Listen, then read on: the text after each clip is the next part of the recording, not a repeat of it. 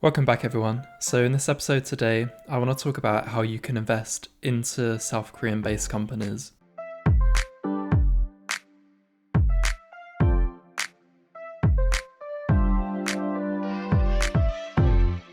Now at the moment, the majority of people that watch my channel are based in Europe, and if you've ever tried to invest in Asian based markets, then you're probably already aware how difficult it is. There's definitely more access to the likes of Japanese based companies, but when it comes to South Korea, it's very difficult indeed. Now, I was looking into Korea because we have the likes of Samsung, and I personally wanted to have exposure to that company. Now, when it comes to the likes of Samsung, they're a company that have been going on for a very long time. They were founded back in 1938 in Seoul, and Samsung entered the electronic industry in the 1960s. So prior to that, they didn't really focus on the technological aspects. But since the 1960s, they've entered the likes of the mobile phone industry and semiconductors, and they've continued to do so to date. And these two sectors alone have become the most important sources of income for the company. And just to get a sense of how powerful Samsung is, their revenue is equal to 17% of South Korea's GDP. So it just shows how powerful this company is and how much money is involved to sustaining the country as well. So with that basic level of understanding on what Samsung is about, how can we invest into the company as a foreigner?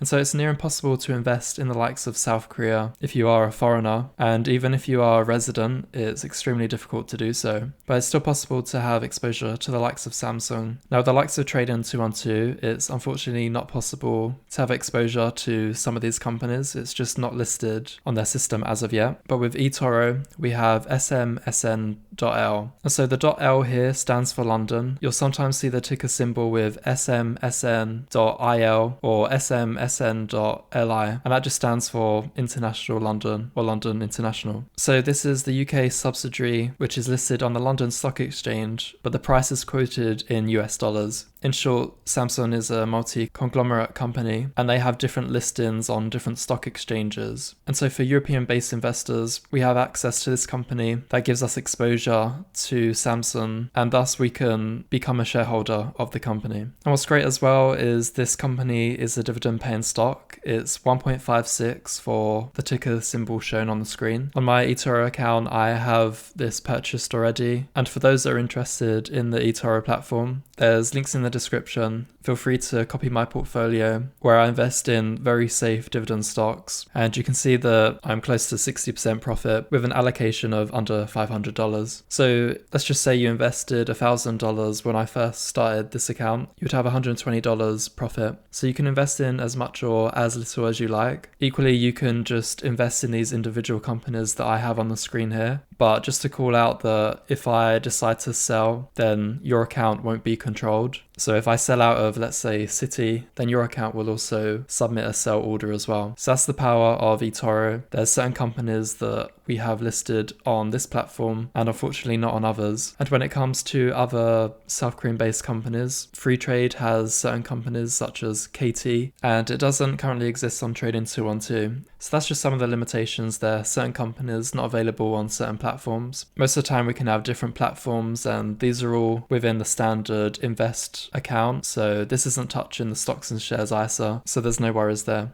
So would you consider investing in Samsung? Let me know in the comment section below. So onto some news now, and keeping the theme still on South Korea. We have a Hyperloop train which has reached top speeds of 633 miles per hour. So the person in recent times to push forward the idea of the Hyperloop was actually that of Elon Musk in 2012. He wrote a paper on the theoretical side, and since then there's been a range of companies which have all been racing to produce fast prototypes and eventually safe full-scale systems for the public to use. And so at a basic level we have these sealed tubes. There's very low pressure inside the pod, and the pod that carries the people will be traveling through a vacuum. It levitates using magnetic fields, and so you can travel at supersonic speeds, and they are incredibly efficient. So we've had the likes of Virgin. The Hyperloop was one of the first ones to travel passengers. Within a 500-meter track, they reached speeds of 107 miles per hour. And then a week after that, we had the South Korean test, which reached speeds of 633 miles per hour, but that was without any people on board. In either case, both achievements are really promising to have much faster trains in the future. So with both Virgin Hyperloop and the Korean Hyperloop,